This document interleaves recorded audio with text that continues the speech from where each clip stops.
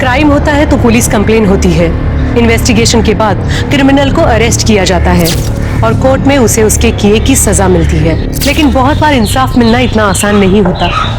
आंकड़ों की माने तो देश में 43% मेजर केस सॉल्व हो पाते हैं, बाकी नहीं। ऐसा क्यों होता है?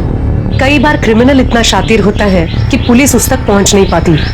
कई बार एविडेंस की कमी की वजह से या लीगल लूपहोल की वजह से कोर्ट में मुजरिम साफ बच जाता है और फिर नए केसेस का इतना प्रेशर होता है कि पुराने केसेस ठंडे बस्ते में चले जाते हैं, जिन्हें हम कोल्ड केसेस कहते हैं। पर किसी केस का बंद हो जाना सिर्फ पुलिस डिपार्टमेंट की हार नहीं है, ये हार है उस विक्टिम की जो इंसाफ के लिए कानून से आस लगाए बैठे हैं, या उन परिवार वालों की, उन दोस्तों की जिन्होंने किसी अपने को खोया है।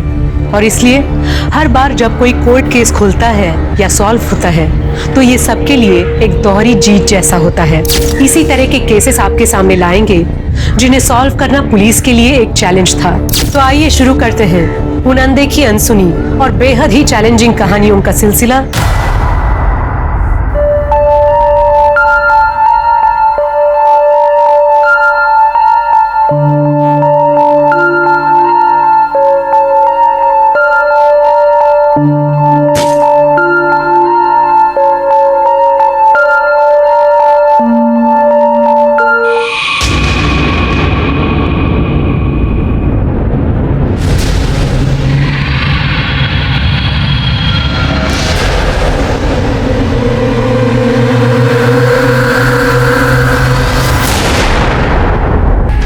लूट का मामला लग रहा है। हाँ सर, रूम में सारा सामान बिखरा पड़ा है। कुछ और मिला? हाँ सर, बेडरूम के खिड़की के पास 2 लोगों के शू प्रिंट मिले, लगता है वो वहां से आए होंगे। सर आइए, ये देखिए। होली का दिन है तो जूतों को कलर तो लगा ही होगा।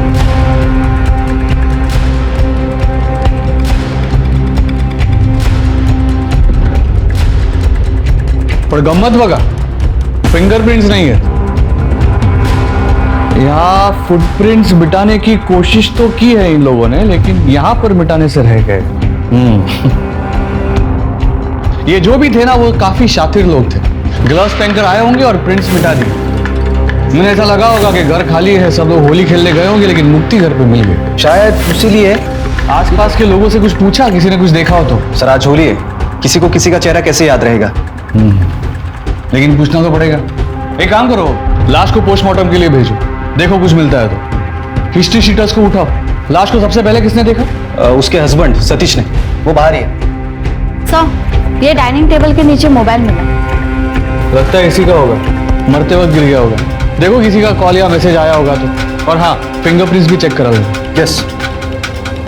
तो न हो रहा है घड़ी तो भी दोगे 10 तक? नहीं सर, मेरा छोटा भाई और आई साथ में रहते हैं। छोटा भाई दोस्तों के साथ होली खेलने बाहर गया और आई किटी पार्टी में गई। मुक्ती! आई मुक्ती! काय झालं मुक्तीला? एक मिनिट। मुक्ती! अरे मुक्तीला काय झालं माझ्या? मुक्ती! नाही! शांत हो जाइए, प्लीज। सतीश! सतीश! मुक्तीला काय झालं? बोल ना! क्या हुआ? देखिए, आप दोनों संभालिए अपने आप को। मैं आप दोनों की व्यथा समझ सकता हूँ, लेकिन जो प्रोसीजर है उसे तो फॉलो करना पड़ेगा ना। आपको किसी पे कोई शक? मुक्ति की किसी के साथ कोई दुश्मनी थी? सर 5 महीने पहले शादी हुई थी हमारी, उसकी किसी से क्या दुश्मनी होगी सर? वो तो बस ऑफिस से घर और घर से ऑफिस जाती थी। पर सर वो अंदर की जो खिड़की वो हमेशा बंद रहती थी। पता नहीं मुक्ति से आज वो खुली कैसे छूट गई। आई ऑफिस से डिटेल्स काढा, वहां पर भी जाके पूछताछ करो। हाँ सर।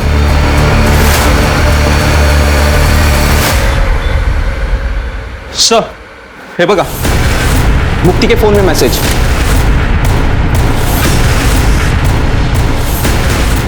ये तो एक्स्ट्रा मैरिटल अफेयर का मामला लग रहा है।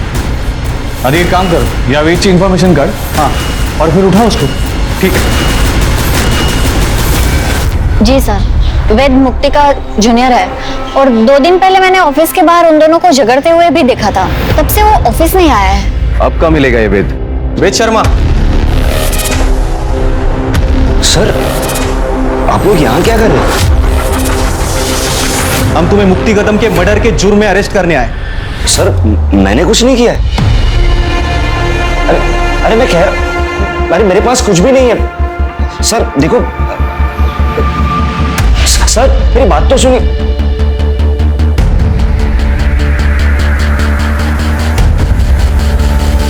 ये तो मुक्ति के घर जैसी चाबी लग रही है।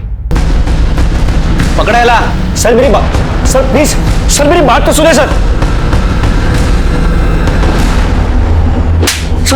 पहले एक्स्ट्रा मैरिटल अफेयर करता है और फिर मर्डर करता है। ध्यान अरे सर, अरे कौन मर्डर से सर मैंने कुछ बोल काय बोला इसे ते। सर देखो सर सुनिए ना सर मैंने कुछ भी नहीं किया सर। प्लीज मेरी बात सुनिए सर। ये सब मुझको नहीं बोलने का, कोर्ट में बोलने का। सर मेरी लाइफ, मेरा करियर सब बर्बाद हो जाएगा। Sir please help me. Sir देखिए ना, अगर कुछ ले देखिए, अगर मामला सेट हो रहा है तो। हेलो, हाँ साठे बोलते हैं। हाँ, मुक्ति कदम से केस मीज हैंडल करते, बोला।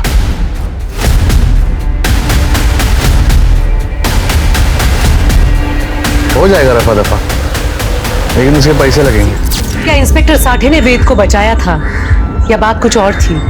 कौन था मुक्ति का कातिल और कैसे मिला मुक्ति के घर वालों को इंसाफ?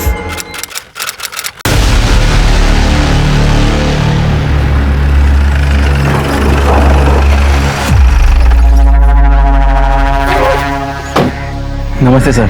नमस्कार। फाइल है मैं तुमसे केस, हो जाएगा क्या? 25 लाख। साहब 25 लाख तो बहुत ज्यादा होते हैं, थोड़ा सा कम कीजिए ना।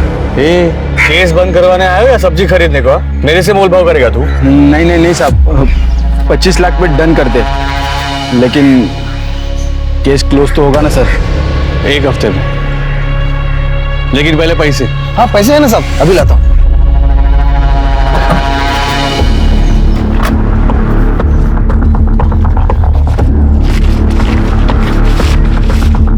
पूरे सर फिलहाल तो 20 लाख ही है, 5 लाख हम काम होने के बाद देते ना। जब तक पूरे पैसे नहीं मिलेंगे तब तक मैं केस को हाथ भी नहीं लगाएगा।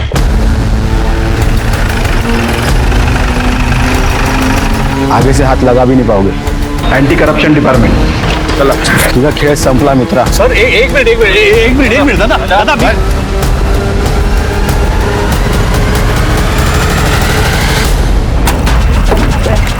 पीछे आइए। पीछे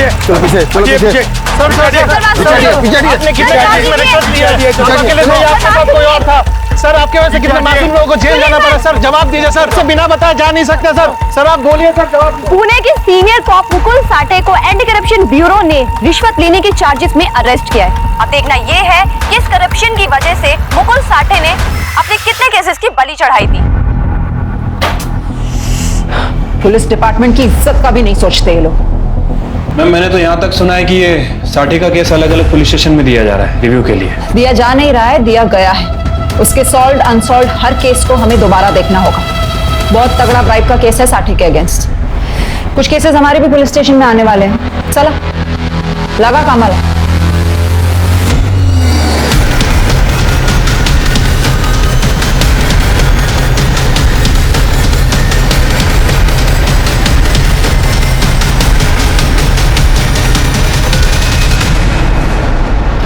मैम मैंने साठे के सारे कोल्ड केसेस स्टडी किए हैं मैम। ज्यादातर केस में कार्रवाई हुई थी, बट अभी या तो विक्टिम गायब है या फिर सस्पेक्ट गायब है। एक केस है जो थोड़ा गड़बड़ लग रहा है, ये देखिए। क्या केस था? मैम लूट और मर्डर का मामला है।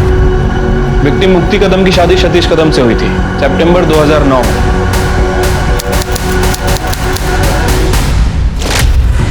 मुक्ति कदम MBA थी, जॉब करती थी, और सतीश भी एक प्राइवेट फर्म में काम करता था, स्ट्रक्चरल इंजीनियर। इनकी सास का नाम देविका कदम था और देवर का नाम सचिन। उस समय सचिन एक बैंक में काम करता था। फैमिली में कुछ पंगा, कोई कांड? मैम फिलहाल तो ऐसा कुछ नजर नहीं आ रहा है।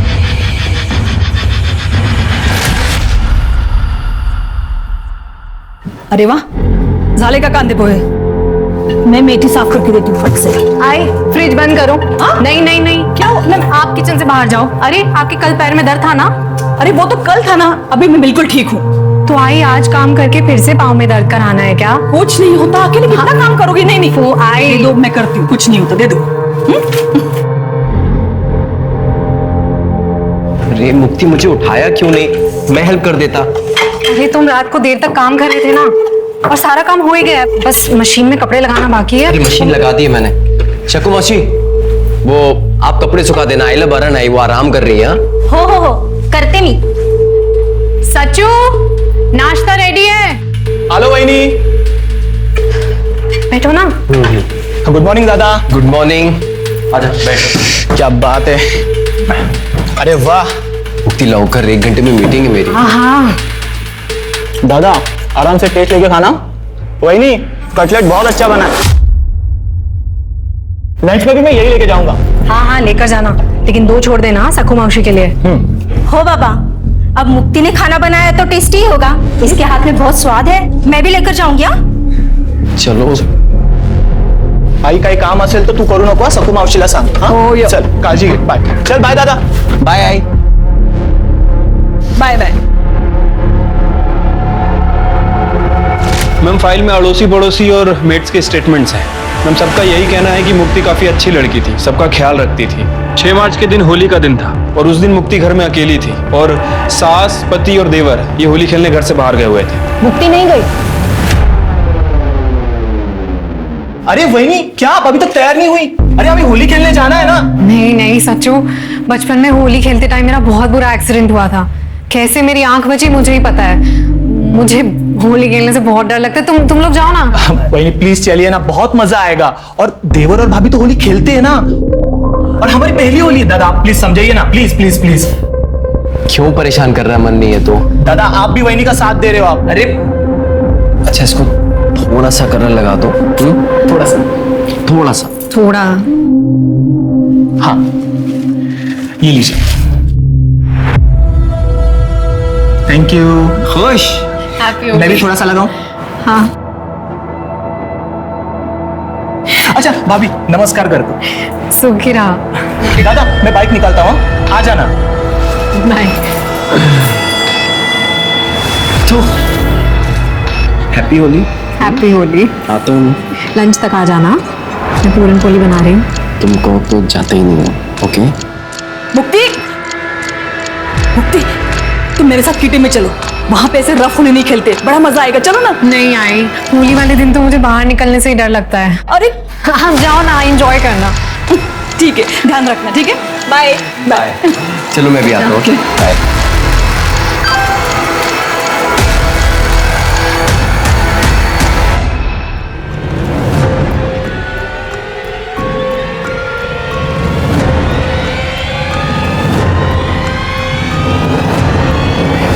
तो मुक्ति घर में अकेली थी। घर में चोरी हुई और मुक्ति का मर्डर हो गया। हस्बैंड ने बॉडी को देखा और इन्वेस्टिगेशन में बॉयफ्रेंड पकड़ा गया। यस मैम, जो 2 महीने में ही बाहर आ गया क्योंकि उसके खिलाफ कोई एविडेंस ही नहीं था। मैम मुझे लगता है कि इसके बॉयफ्रेंड ने साटे को पैसे खिलाए होंगे। अच्छा खासा स्ट्रॉन्ग केस था। एक्स्ट्रा मैरिजल अफेयर, उसके घर से लड़की की फोटो मिलना, डुप्लीकेट चाबी। फिर कैसे? पता करो ये बॉयफ्रेंड कहाँ है और लड़की की फैमिली को ट्रेस करो। मुझे सारे डिटेल्स चाहिए, पोस्टमार्टम रिपोर्ट, सीडीआर, सब कुछ। और अगर ये लूट का मामला था तो पता करो कोई पकड़ा गया, क्या क्या सामान चोरी हुआ, कहीं ये सामान बेचा गया हो, सब चेक करो। Yes ma'am.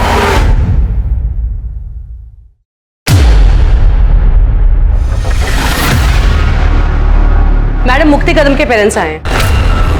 बुलाओ इन्हें। मैडम हमारी मुक्ति ऐसी नहीं थी। हाँ, वो अपने जूनियर वेद को पसंद करती थी। हम उसके शादी के लिए जब लड़का ढूंढ रहे थे तब उसने वेद के बारे में हमें बताया था, लेकिन वेद उससे उम्र में एक तो छोटा था, पोजीशन में भी, और उसकी कास्ट भी अलग थी, इसलिए हमने मना कर दिया। और मैडम हमारे बच्चे ने एक बार भी जिद नहीं की।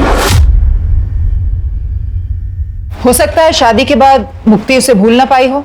अरे नहीं मैडम, ऐसा होता तो वो सतीश को छोड़ देती थी ना। सतीश तो खुद उसे डिवोर्स देना चाहता था। हो मैडम, तलाक घटस्फोट हवा होता क्योंकि उसके घर वाले पेरेंट्स उसे दहेज के लिए बहुत परेशान करते थे और सतीश को भी बहुत बुरा लगता था जब उसकी आई मुक्ति को परेशान करती थी। बाबा बाबा बाबा आप ही समझाइए ना मुक्ति को। बेटा तुम समझने की कोशिश करो ना। अरे आप लोग समझने की कोशिश करो। आज आई ने इस पर हाथ उठाया। मुक्ति, मुक्ति बताओ इन सबको क्या होता है तुम्हारे साथ, क्या करती है तुम्हारे साथ? प्लीज सतीश, तुम्हें तो हर बात का सिर्फ एक ही सोल्यूशन समझ आता है। मुक्ति, इस बात का बस यही एक सॉल्यूशन है। मुक्ति, मैं अपनी आई को नहीं समझा सकता, लेकिन तुम तो समझदार हो, मुझसे डिवोर्स लो और अपनी जिंदगी खुलकर जियो। क्यों झेल रही हो ये सब? क्योंकि सतीश, शादी एक बहुत पवित्र बंधन होता है। कोई बच्चों का खेल नहीं है कि कल की और आज तोड़ दी। मैडम, सतीश ने कई बार मुक्ति से अलग होने के लिए कहा था, पर यह शादी उसके लिए तो पवित्र बंधन था। ऐसे में वो वेद के साथ अफेयर कैसे कर सकती थी? ये सतीश की फैमिली अभी कहाँ है? हमें उनका कुछ पता नहीं चला अभी तक। मैडम, सतीश टच में था जब तक केस चल रहा था, और वो जाने से पहले हमें मिलने भी आया था। उसकी माँ बोली कि हमारे यहाँ पे बहुत बेइज्जती हो गई है, तो केस खत्म होने के बाद वो यहाँ पे घर बार बेचकर चले गए यहाँ से। थोड़े दिनों बाद वेद भी बाहर आ गया। हमने यहाँ पे पुलिस स्टेशन के चक्कर बहुत काटे मैडम। साठे साहब ने हमें कुछ ठीक से बताया नहीं, वो पक्का हमसे कुछ छुपा रहे थे।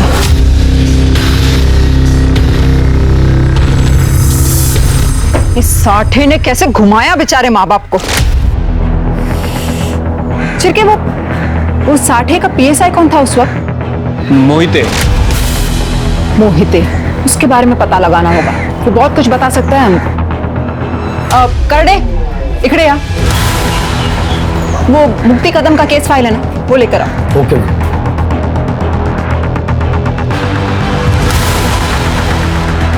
मैडम, ठीक है। अजून एक कॉपी। ओके। मुक्ति के पोस्टमार्टम रिपोर्ट के हिसाब से 2 स्टैब वुंड्स थे। कोई फिंगरप्रिंट्स नहीं मिली घर वालों के अलावा। चाकू पर फिंगरप्रिंट्स पोंछ दिए गए थे और मुक्ति की बॉडी पर कोई असॉल्ट का निशान भी नहीं था। मुक्ति प्रेग्नेंट थी, 2.5-3 महीने की प्रेग्नेंट थी।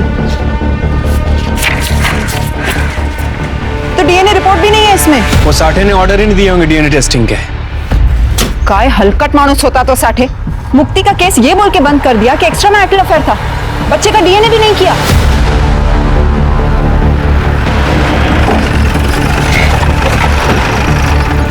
मैडम, वेद,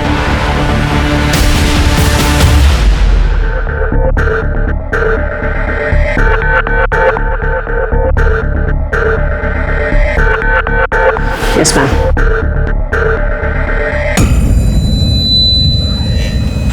मैम, वो मुक्ति के केस की इन्वेस्टिगेशन आप लोग फिर से शुरू कर रहे हैं? जिसमें तुम प्राइम सस्पेक्ट थे। हाँ जानता हूँ, पर आपने जो जो उस फाइल में पढ़ा वैसा कुछ भी हुआ ही नहीं था ना। मेरे पास मुक्ति के इतने सारे पिक्स थे। हाँ, सिर्फ 1-2 पिक थे जब हम ऑफिस ट्रिप के लिए गए थे, और वो भी मुक्ति की शादी के पहले। और ना ही मेरे पास मुक्ति के घर की कोई डुप्लीकेट चाबी थी। लेकिन हाँ मैम, वो पीआई साठे के बारे में मैंने पता किया था। उसे केस क्लोज करने का ऑब्सेशन था, क्योंकि मुक्ति को उन 2 लुटेरों ने ही मारा था जिसे वो नहीं पकड़ पाया था, और बलि का बकरा मुझे बना दिया था। वो सब तो ठीक है, लेकिन मर्डर वाले दिन तुमने मुक्ति को 2-3 बार मैसेज किया था, और आखिरी मैसेज कुछ 10:17 को किया था। मुक्ति का मर्डर 12 से 2 के बीच में हुआ था। तुम्हारे पास काफी टाइम था ये सब करने का। तुम टिपिकल वो आशिक टाइप के थे ना। मैम, मैं मुक्ति से प्यार करता था और आज भी करता हूँ, लेकिन जब मुझे पता चला कि उसकी शादी तय हो गई है और वो खुश भी थी, तो मैंने बैकआउट किया था। वो मेरी सीनियर थी, वो चाहती तो मुझे जॉब से निकाल सकती थी, पुलिस के पास जा सकती थी, पर उसने ऐसा कुछ भी नहीं किया। वो एक रैशनल लड़की थी और मैंने उसे परेशान नहीं किया। लेकिन जब शादी के 15-20 दिन के बाद मैंने उसे दुखी देखा तो मैं थोड़ा शॉक्ड हो गया था। मैंने उसे अकेले में बैठ के रोते हुए देखा था। पूछने की भी कोशिश की, पर उसने कुछ नहीं बताया। और एक बार जब न्यू ईयर के बाद वो ऑफिस आई तो उसे चोट लगी थी, तो मैंने उसे कन्फ्रंट किया था। मुक्ति, देखो मुक्ति, तुमने कहा दूर रहो, मैं दूर रहा। तुम खुश हो तो मैंने भी अपने आप को मना लिया, पर मैं तुम्हें रोते हुए नहीं देख सकता। बताओ ना, हुआ क्या है? देखो, अगर तुम नहीं बताओगी ना तो मैं तुम्हारे पति से बात करूंगा। मेरी सास, वो मुझे बहुत टॉर्चर करती है दहेज को लेके। उन्होंने सतीश को भी कंट्रोल कर रखा है, इतना कि हम आज तक पति पत्नी की तरह भी साथ नहीं रहे। सतीश ने मारा तुम्हें? नहीं, मेरी सास ने गुस्से में। पर सतीश भी कुछ नहीं बोलते, वो सिर्फ डिवोर्स ले लो यही कहते रहते हैं। तो ले लो ना डिवोर्स। मैं तुम्हें बहुत खुश रखूंगा, और अब तो हमारे पेरेंट्स भी कुछ नहीं कहेंगे। नहीं नहीं वेद वेद वेद प्लीज, तुम इस सब की कोशिश मत करो। शादी मेरे लिए बहुत पवित्र रिश्ता है। हम किसी कारण से शादी करते हैं क्योंकि हमारी नियति जुड़ी होती है। चाहे जो भी हो जाए, मैं इस रिश्ते को निभाऊंगी। मैम, हमारे बीच में कोई एक्स्ट्रा मैरिटल अफेयर नहीं था। पुलिस ने बदनाम किया था उसे। She was an angel. उसके पति ने उसको छुआ तक नहीं, फिर भी वो मेरे पास एक बार भी नहीं आई थी। मुक्ति ने तो कहा कि उसके और उसके हस्बैंड के बीच में रिलेशनशिप नहीं था, लेकिन वो प्रेग्नेंट थी। कहीं तुम दोनों के बीच में तो कुछ नहीं हुआ? और उसने अपने पति को छोड़ने से मना कर दिया, तुम्हें गुस्सा आ गया, तुमने उसे मार दिया? नहीं नहीं मैम, मैंने मुक्ति को नहीं मारा। मैं तो उस दिन वहां था भी नहीं। मैंने खुद एलिबाई दी थी मेरे 2 दोस्तों के साथ। मैं और मेरे 2 दोस्त ट्रैकिंग पर गए थे, यही शहर से थोड़ा दूर। लेकिन मौत के 2 घंटे पहले तुमने उसे मैसेज किया था। हाँ, क्योंकि उस दिन मेरा जन्मदिन था और मैं मुक्ति से मिलना चाहता था, पर उसने मना कर दिया। इसलिए मेरे 2 दोस्तों ने ट्रैकिंग का प्लान किया, ताकि वो चाहते थे कि मैं परेशान ना रहूं बस। अरे वाह, दोस्ती हो तो ऐसी। लगता है काफी गहरी दोस्ती थी तुम तीनों की। हाँ, हम तीनों रूममेट्स थे। तो फिर तो झूठी एलिबाई भी दे सकते थे ना वो? नहीं मैम, क्योंकि लोकेशन के हिसाब से उस वक्त तुम्हारा फोन तुम्हारे घर पर था। हाँ, क्योंकि मेरे 2 दोस्तों ने मुझे कहा था कि फोन घर पर रख दे ताकि मैं मुक्ति को फोन ना करूं। मैम, मैंने मुक्ति को नहीं मारा, मैं कोर्ट में भी प्रूव कर चुका हूं। अब केस रीओपन हुआ है तो फिर से प्रूव करना पड़ेगा। अपने दोस्तों को ढूंढो, इस बार हम पूछताछ करेंगे अपने तरीके से। मैम, बट मेरे दोनों दोस्तों यूएस शिफ्ट हो गए और अभी तो हम टच में भी नहीं है, ना कोई कांटेक्ट नंबर है। वाह, कितना कन्वीनियंट है ना सब कुछ। जेल से बाहर रहना है ना, तो अपने दोस्तों को ढूंढो। इस बार रिश्वत देकर बचोगे नहीं तुम। चलो निकलो, लेकिन शहर छोड़कर मत जाना।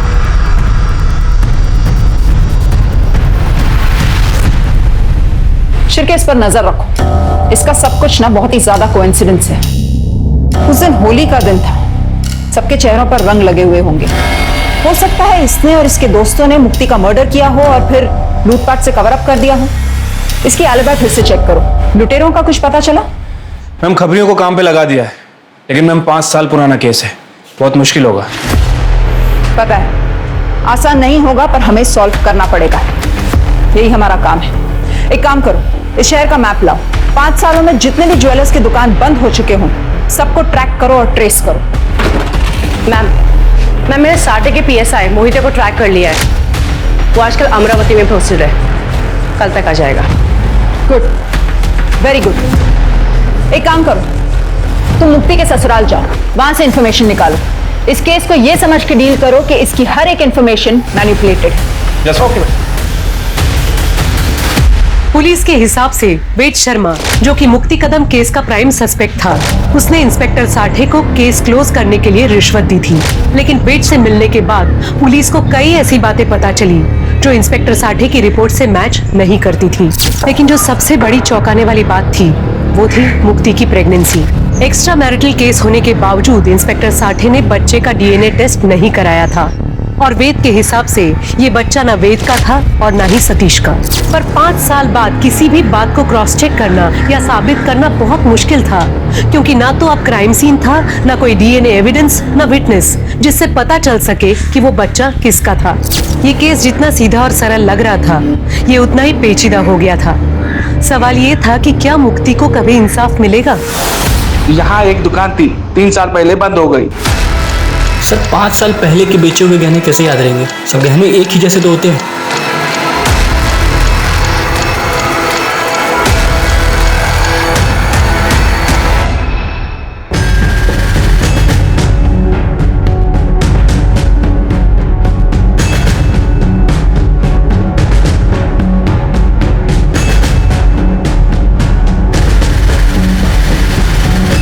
गहने याद रहे या ना रहे, मेडल्स और ट्रॉफीज कोई जल्दी नहीं बेचता, वो याद रह जाते हैं। सतीश को ये सब कॉलेज में मिले थे ना?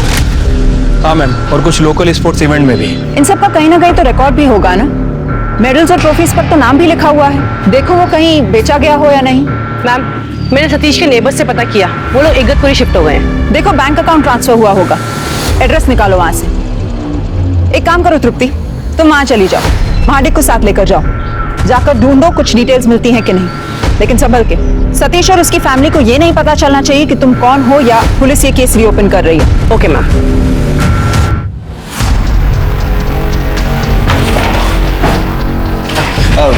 मैडम नमस्कार। बसा बसा। अरे बसा। मैडम कहीं गड़बड़ है क्या? गड़बड़ तो है, लेकिन हम सॉल्व करते हैं ना, टेंशन नहीं, बस फॉर्मेलिटी है। वो साठे साहब के सारे केस रिव्यू कर रहे हैं ना, तो जल्दी जल्दी निपटाते हैं, अपने बीच में ही रहेगा सब कुछ। एक्स्ट्रा मेहनत किसको करना है? अगदी खरं बोललात मैडम, मैं हेल्प करने के लिए तैयार हूँ। बरं, एक एक करके सारे फाइल्स देखते हैं फिर।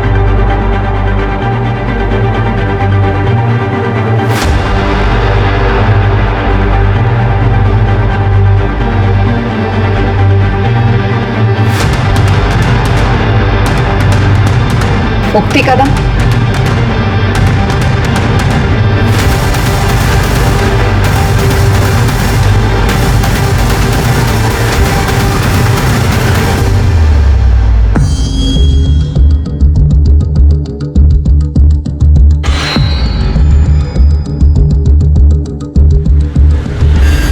नमस्ते।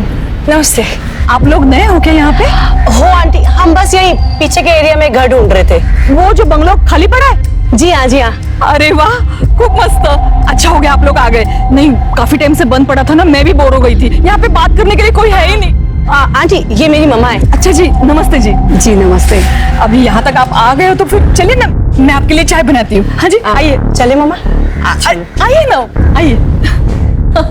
और तृप्ति, क्या काम करतेस तू? IT कंसल्टेंट हूँ आंटी।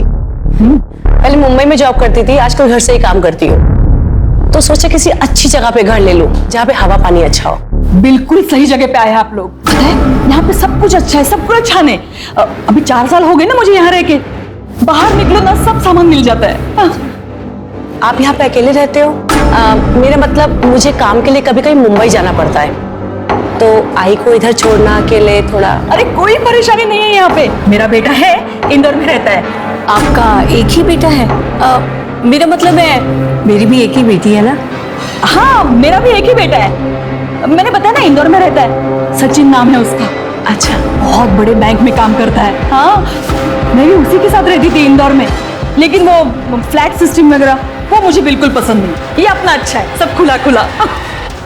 क्या एक ही बेटा? जी हाँ मैम, और वो भी सिर्फ छोटे बेटे का नाम लिया उसने, सचिन का।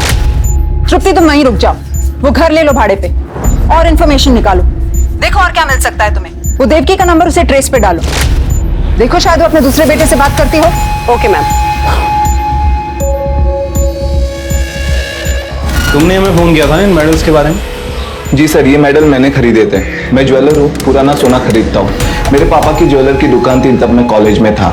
हमारे गली के 2 नशेड़ी लोग थे, उन्होंने बेचा था, सोम और राजू। वो दोनों हमारे कॉलेज के बाहर माल बेचते थे। मेरा नाम सतीश है, तो उन्होंने मुझे ये बेचा था सर। ए सतीश, रुक ना, ये देख तेरा मेडल और तेरा ट्रॉफी। अरे इसका गाएगा मेडल और ट्रॉफी? ये लगता है क्या इसको कभी मेडल ट्रॉफी मिला होगा? बता बता, कितने में देगा? बता बता, तू बता। तो ये बात तुमने पुलिस को क्यों नहीं बताई? सर खुद से कौन पुलिस के चक्कर में पड़ता है सर। अरे तुम्हारे एरिया में मर्डर हुआ, चोरी हुई, पुलिस ने तुमसे पूछताछ भी नहीं की? लूट का माल खरीदते हो? सर पहले पता होता कि ये मर्डर का केस है तो मैं आपको बता देता, जैसे अभी बताया। वो राजू और सोम कहाँ मिलेंगे दोनों? सर राजू तो नशे के ओवरडोज में मर गया और सोम आगे वाले बिल्डिंग में वॉचमैन है। राजू के मरने के बाद सोम ने नशा छोड़ दिया था सर। तभी क्राइम किया था और बच गए थे, इसका कहीं ना कहीं भुगतान तो करना पड़ेगा ना। चल सोम, सच सच बता। हाँ मैडम, हमने ही चोरी किया था, लेकिन मैडम हमने मर्डर नहीं किया। मैडम हम सच बता रहे हैं मैडम, हमने तो वहां से सिर्फ ट्रॉफी और मेडल ही चुराए थे। अबे ताला है, लॉक है। चाबी किधर है? चाबी ढूंढ, चाबी ढूंढ, उसमें देख, उसमें होगा।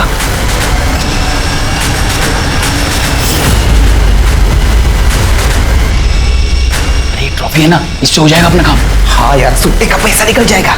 चल चल, उठा उठा।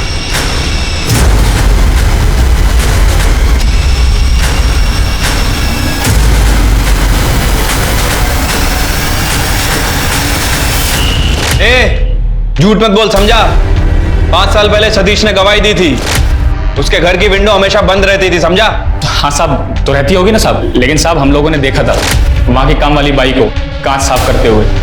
किसी ने फुग्गा मारा होगा मैडम। तो वहीं से हम अंदर घुस गए थे। तो वो प्लान नहीं था? नहीं मैडम, हमें तो 1000-2000 रुपए मिल जाता था, यही बहुत होता था। लेकिन मैडम हमने मर्डर नहीं किया। मर्डर नहीं किया लेकिन चोरी की है। इतनी आसानी से नहीं छोड़ेंगे तुझे। मोहिते बसा। और मैडम पण मी अरे बसा बसा। अहो मॅडम मी खरंच का नाही केलं? इतना बड़ा झोल किया और बोल रहे कुछ नहीं किया? हाँ?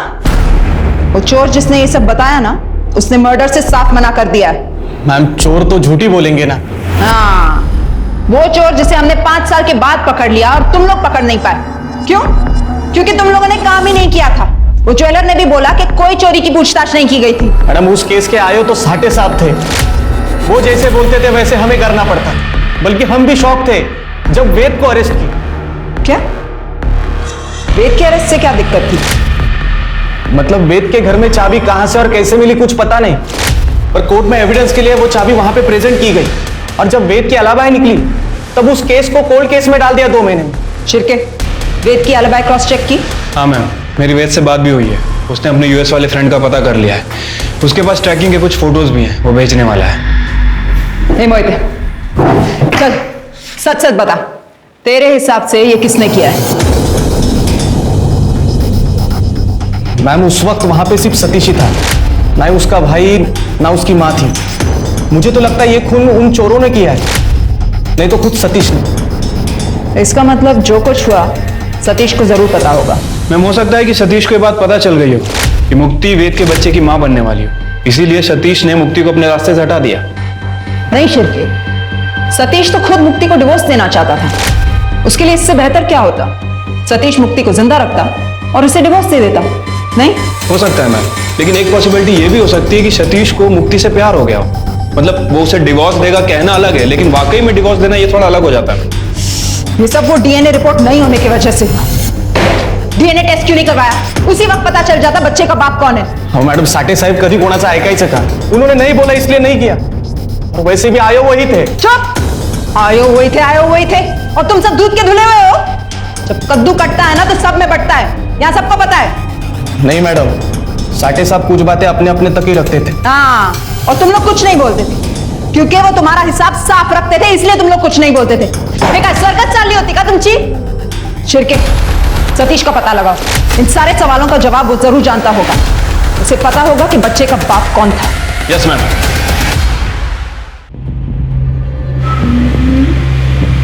ये तो हाँ, ये अरे मामा आप इधर हो। नमस्ते आंटी, आप कैसे हो? नमस्ते, मी मस्त। बस बस बस, क्या चल रहा है? पत्ते अच्छा, खेल रहा दिखा। अरे ये देखो, अरे एक मिनट, ये मेरा राजा और गेम ओवर। अरे वाह आंटी, आप तो क्या मस्त खेलते हो। ये तो कुछ भी नहीं। मैं पुणे में थी ना, हमारे किटी में से सबसे बेस्ट प्लेयर मैं ही थी। मेरे बड़े बेटे ने मुझे पत्ते खेलना सिखाया था। बड़ा बेटा? हाँ बड़ा बेटा, मतलब वो सचिन मुझे लेट हुआ था ना, तो उस वक्त पड़ोस में एक बच्चा था, तो वो मुझे आया ही बुलाता था। मैंने उसी को अपना बड़ा बेटा मान लिया। तो कहाँ रहता है आपका ये बड़ा बेटा? वो सेल्स में, तो बस घूमता फिरता रहता है। अरे लो, मैं भी बातों में लग गई। मैं चाय बना के लाती हूँ। हाँ, मैं आती हूँ, मैं अभी आती हूँ।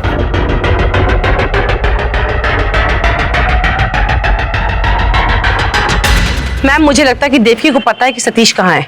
वो कुछ छुपा रही है। वो शायद अभी भी उसके टच में है। तो फिर उसके कॉल रिकॉर्ड में जरूर कुछ ना कुछ मिलेगा। तृप्ति, तुम देवकी पर नजर रखो, कोई ना कोई इंफॉर्मेशन जरूर मिलेगी। Okay ma'am. मैम देवकी के कॉल रिकॉर्ड में एक नंबर मिला है, अजय नालेकर का है। देवकी हर संडे 11 बजे से बात करती है, बेंगलुरु का नंबर है। अजय नालेकर, नाम कुछ सुना सुना सा लग रहा है, देखा हुआ सा लग रहा है। एक मिनट,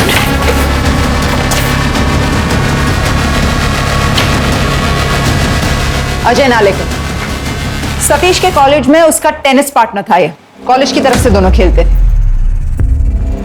लेकिन सतीश की माँ इसको हर हफ्ते क्यों कॉल करती? पता लगाओ, कॉलेज के रिकॉर्ड्स में इसका एड्रेस मिलेगा। ठीक है ma'am. Hello SM engineering college. मैं स्वारगेट पुलिस स्टेशन से PSI शिर्के बात कर रहा हूँ। मुझे अजय नालेकर की सारी डिटेल्स चाहिए।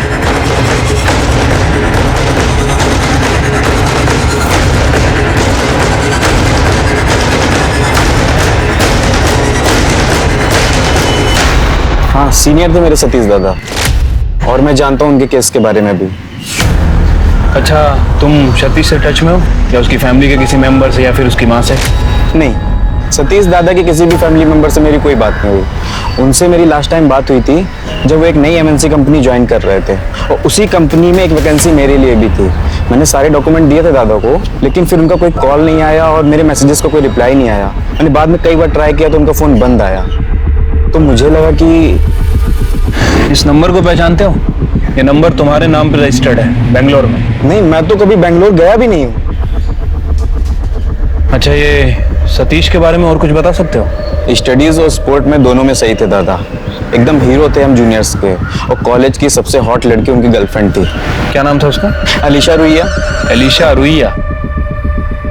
पर दादा के घर वालों ने शादी से मना कर दिया था। Caste issues. एक मिनट, अलीशा की जॉब भी तो बेंगलोर में लगी थी, जितना मैं जानता हूँ। मरने के बाद भी मुक्ति को बदनाम किया गया। मोहिते के बयान और बाकी इन्वेस्टिगेशन में मामला कुछ और ही निकला। अब लग रहा था मुक्ति को पूरी तरह सोच समझ के प्लानिंग के साथ मारा गया था। असली कातिल को बचाने के लिए इंस्पेक्टर साठे ने वेद को फंसाया था, और वो भी गलत एविडेंस के साथ। पर साठे ने सही मुजरिम को पकड़ने की कोशिश तक नहीं की, चाहे बच्चे का DNA टेस्ट करना या सतीश के घर से चोरी हुए गहनों की खोज। इंस्पेक्टर साठे ने अपनी ड्यूटी नहीं निभाई। वही देविका का सबको ये बताना कि उसका एक ही बेटा है, ये बात भी पुलिस को खटक रही थी। अब पुलिस का सारा फोकस सतीश और उसकी गर्लफ्रेंड अलीशा पर शिफ्ट हो गया था। पर आखिर सतीश था कहाँ और मुक्ति को मारा क्यों गया? क्या कोई उसका मुंह बंद करवाना चाह रहा था? आप जानते हैं इसे? ये सतीश की गर्लफ्रेंड थी कॉलेज में। नहीं मैडम, इसे तो कभी पहली बार देखा नहीं, और मुक्ति ने भी कभी इसके बारे में कुछ बताया नहीं था। कॉलेज में तो सभी का कुछ ना कुछ तो रहता ही है। वो तो है, लेकिन सतीश और अलीशा शादी के बाद भी टच में थे। हमने पता किया है कि अलीशा ने अपनी सगाई तोड़ दी बेंगलोर में। बेंगलोर में? लेकिन सतीश तो पुणे में था ना मैडम। हाँ, लेकिन ये दोनों फिर भी टच में थे, और हमें लगता है कि सतीश अब भी बेंगलोर में है। सतीश आपकी बेटी को डिवोर्स देना चाहता था ताकि वो अलीशा से शादी कर सके, और हमें लगता है कि सतीश और अलीशा दोनों ने मिलकर आपकी बेटी मुक्ति को। वैसे हम कल बेंगलोर जा रहे हैं इन्वेस्टिगेट करने।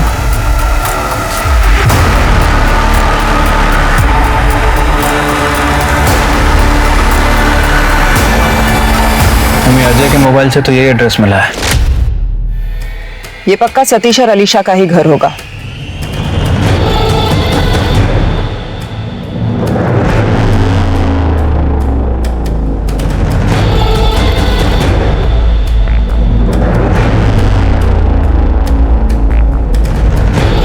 ये लड़की तो अलीशा नहीं है। फॉलो करो इन्हें।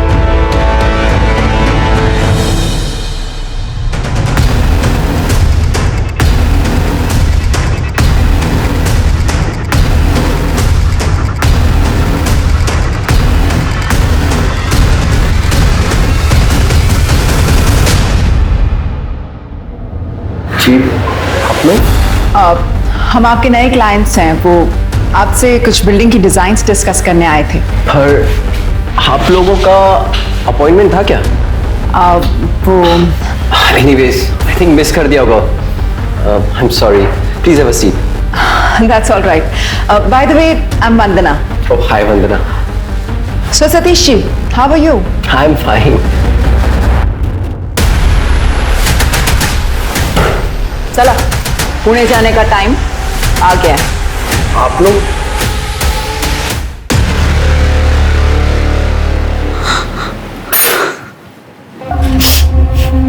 मैडम, मुझे सच में नहीं पता था कि अजय पहले से शादीशुदा है या उसका नाम सतीश है। आप उसे कहाँ मिली थी? हम एक कॉन्फ्रेंस में मिले थे। अजय वहाँ आर्किटेक्चर फर्म में जॉब करता था। हमने नंबर एक्सचेंज किया और हम मिलने लगे। डेट भी किया कुछ दिन। उसने कभी अपने पास्ट के बारे में बताया? या अपनी फैमिली के बारे में? उसने कहा था वो अनाथ है, उसे उसके अंकल आंटी ने पाला था, लेकिन उसके उनसे नहीं बनती थी, उसने वो घर छोड़ दिया था। सर मैंने कुछ नहीं किया सर। मैडम मैंने मुक्ति को नहीं मारा, मैं खरा बोल तो है। चुप! भागे क्यों? अपने जूनियर की आइडेंटिटी चुराकर दूसरे शहर में रहना टिपिकल क्रिमिनल बिहेवियर होता है। मैडम मैं डर गया था जब वेद को जेल से छोड़ा, मुझे लगा पुलिस मेरे पीछे पड़ जाएगी। स्पाउस को कुछ भी होता है तो सबसे पहले पति पत्नी पर ही ब्लेम आता है। जास्त शानपट्टी न को। साठे को पैसे दिए थे केस को रफा दफा करने के लिए।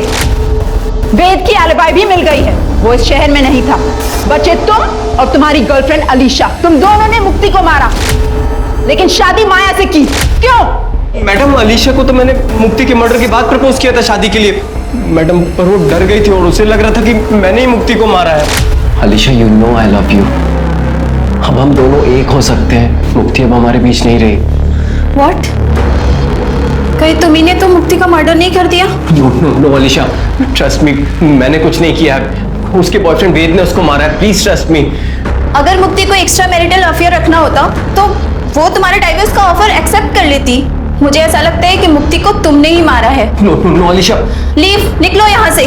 इसलिए मैंने माया से शादी कर ली झूठ बोल के। पहली बीवी को धोखा, दूसरी बीवी को भी धोखा।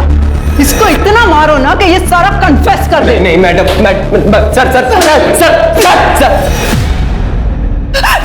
छोड़ो मुझे मैडम से बात करनी है। छोड़ो मुझे।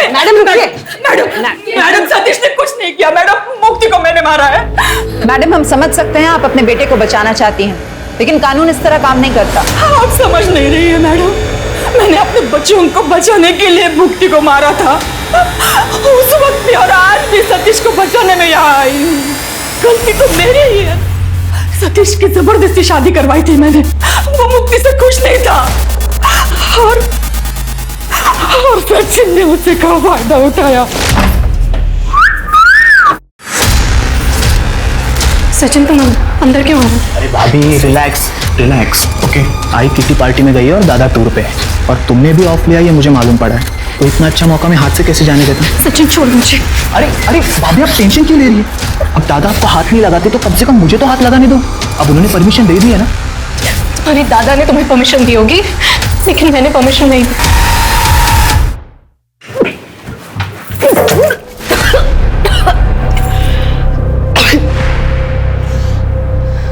मुक्ति, तू प्रेग्नेंट है? हाय, और ये बच्चा सचिन का है। आई जब आप लोग घर पे नहीं होते थे तो सचिन पीछे से मेरे कमरे में आता था, मेरे साथ जबरदस्ती करता था। मैंने बहुत रोकने की कोशिश की और आई मुझे समझ ही नहीं आया मैं आपको कैसे बताऊं। वो सतीश के छोटे भाई है। पता है मुझे। पता है? आपको पता है और आपने कुछ नहीं किया? नहीं मुक्ति, मेरी बात सुनो मुक्ति, देखो तुम टेंशन मत लेना बिल्कुल ना, मैं ठीक करती हूँ। मेरे पहचान के डॉक्टर है ना, कल सुबह हम लोग चलते हैं हॉस्पिटल में और तेरा एबॉर्शन कर देंगे। कोई टेंशन वाली बात नहीं है। आप मेरा अबॉर्शन कराएंगी? आप रोज मुझे दहेज के लिए टॉर्चर करती रही। मैं आपके बेटे और आपके घर की इज्जत बचाने के लिए ये कीमत चुका रही हूँ और आप कह रही हैं आप मेरा अबॉर्शन कराएंगी? नहीं, अब मैं पुलिस के पास जाऊंगी और आप तीनों को जेल भिजवाऊंगी। देखना आप। मुक्ति मेरी बात है, मुक्ति मेरी बात है, कुछ नहीं होगा। छोड़िए मुझे, बात तो सुनो मुक्ति।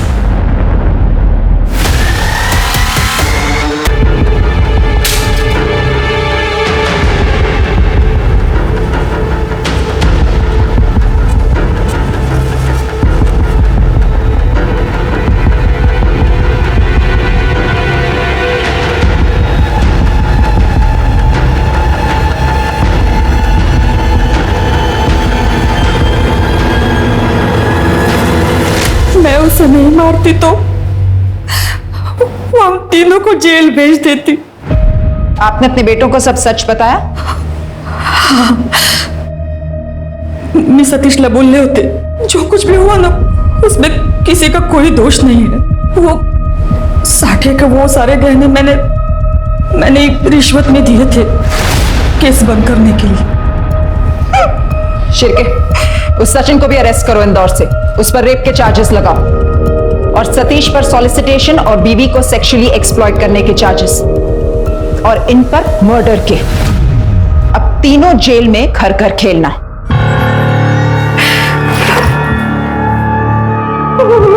पुलिस को अपनी इन्वेस्टिगेशन में एक्स्ट्रा मैरिटल अफेयर का एंगल मिलता है और मुक्ति के एक कलीग को उसका एक्स बॉयफ्रेंड बताकर उसे अरेस्ट भी कर लिया जाता है। एविडेंस की कमी के कारण बॉयफ्रेंड जेल से रिहा हो जाता है और मुक्ति कदम का केस कोल्ड केस बन जाता है। 5 साल बाद इस केस के इन्वेस्टिगेटिंग ऑफिसर इंस्पेक्टर साठे को जब करप्शन के चार्जेस में अरेस्ट किया जाता है, तब उसके सारे पुराने केस खंगाले जाते हैं। तब मुक्ति कदम का केस फिर से सामने आता है। इंस्पेक्टर साठे का अरेस्ट होना मुक्ति के घर वालों के लिए इंसाफ की पहली किरण जैसा था। फाइनली मुक्ति का मर्डर केस सॉल्व हुआ और उसके हर गुनहगार को सजा हुई, चाहे वो उसका पति सतीश हो, देवर सचिन, सास देविका या इंस्पेक्टर साठे, जिसका काम ही था हर विक्टिम को कानूनन इंसाफ दिलाना। पर इंस्पेक्टर साठे जैसे लोग पुलिस डिपार्टमेंट को शर्मसार करने से पहले एक बार भी नहीं सोचते। और वहीं दूसरी ओर ऐसी पुलिस टीम भी है जो इंसाफ दिलाने के लिए किसी भी हद तक जा सकती है। क्रिमिनल कितना ही शातिर क्यों न हो, क्राइम कितना ही परफेक्ट क्यों न हो, एक ना एक दिन उसे पकड़ में आना ही है।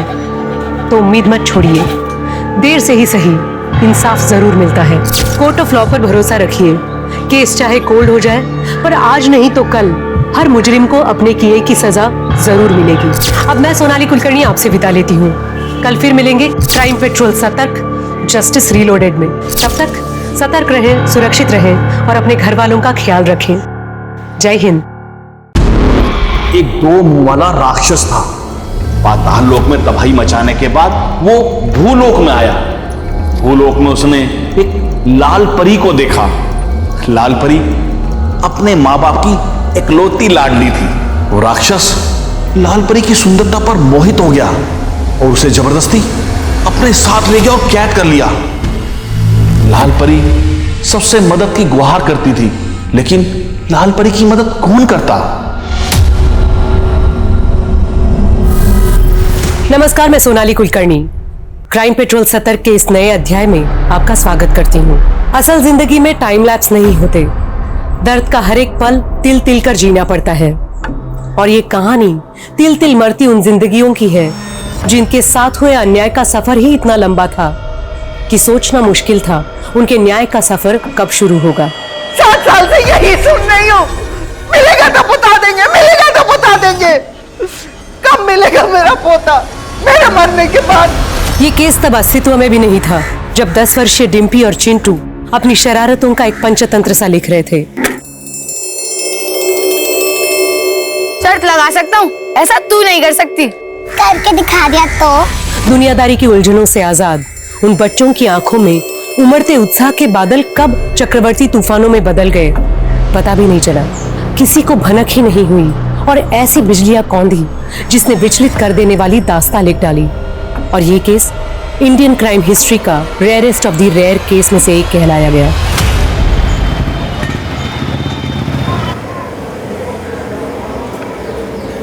डिम्पी, आज जब मैं काम से घर लौटू ना तो तेरी एक भी शिकायत नहीं मिलनी चाहिए, समझी ना? नहीं मिलेगी माँ। और हाँ, याद है ना तुझे आज क्या करना है? दद्दू के पास से जब याद है माँ, दद्दू के घर जाकर होमवर्क करना है, फिर घर आकर होमवर्क करना है और पानी भरना और चिंटू से बात नहीं करनी है। शाबाश, होमवर्क करके सीधे घर आ जाना, शाम को मिलते हैं। जा।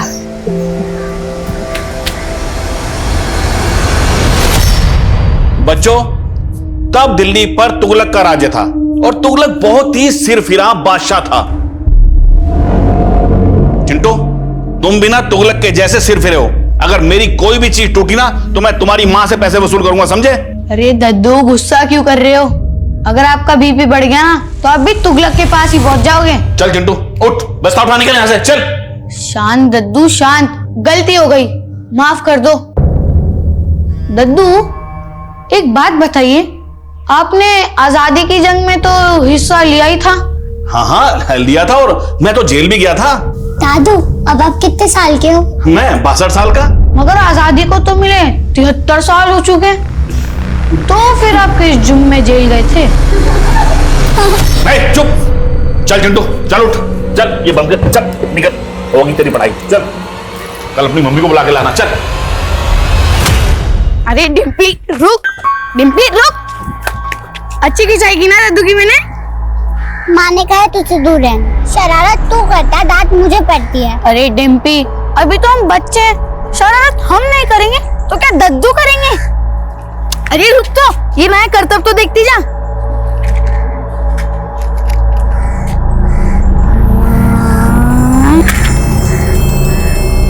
शर्त लगा सकता हूँ, ऐसा तू नहीं कर सकती। करके दिखा दिया तो लिख कर। ये देख। मजा आया ना? हाँ। चल कुछ और जलाते हैं। चल चल इसको जलाते, मगर संभल के। हाँ हाँ जलाना। आग लग गई। अरे चिंटू टिम्पी क्या कर दिया तुम लोगों ने? अरे पानी लगाओ, मेरे घर को आग लगाने आते हैं लोग। अरे पानी लगाओ, मैं छोड़ूंगा तुम दोनों को मैं।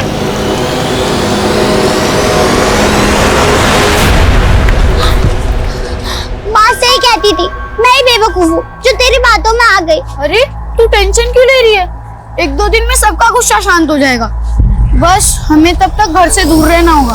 घर से दूर गए तो हम कहाँ रहेंगे? ये पूरी बात तो सुन, मेरे पास एक सॉलिड प्लान है। सीतापुर चलते हैं। सीतापुर? सोच, घर जाएंगे तो मार मिलेगी और सीतापुर जाएंगे तो क्या क्या मिलेगा। तो सीतापुर का रास्ता पता है? हाँ, लखनऊ की बस पकड़ के फिर थोड़ा चलना है, आ गया सीतापुर। उसके लिए पैसे भी तो चाहिए।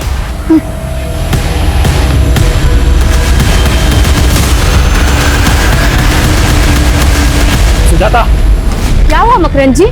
तेरी बेटी डिम्पी और नालायक चिंटू की वजह से आज मेरा घर जल जाने वाला था।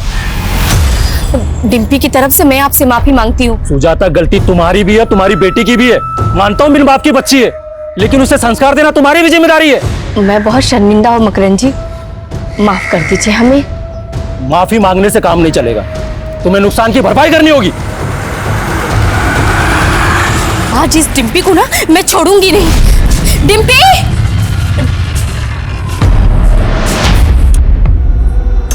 ये डिम्पी कहाँ चली? डिम्पी! डिम्पी! डिम्पी! गीता बेटा, तुमने डिम्पी को देखा क्या? नहीं, मैंने नहीं देखा।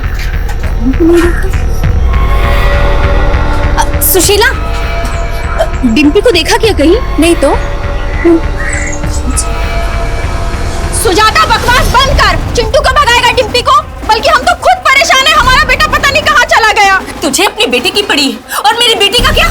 हाँ, हमेशा तेरा बेटा ही ना उकसाता है मेरी बेटी को शरारत करने के लिए। आज उसी की वजह से मकरंद जी के घर पे आग लग गई। गलती तेरी बेटी की भी है, सारा दोष मेरे बेटे पर मत डाल। चुप कर, सारा मोहल्ला जानता है कि तेरा बेटा कितना नालायक है। जबान संभाल के बात कीजिए आप। तुम चुप रहो। सच सच बता कि मेरी बेटी कहाँ है, वरना आज तुझे छोड़ूंगी नहीं। कहाँ भगा के लेके गया मेरी बेटी को? मुझे मारे के बताओ मेरे बेटे को कहाँ लेके गया? आज छोड़ूंगी नहीं। क्या कर रही है आप?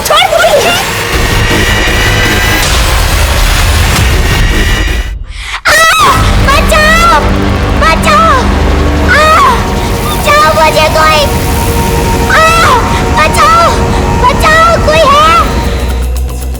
साहब, सारा कसूर उसके बेटे का ही है।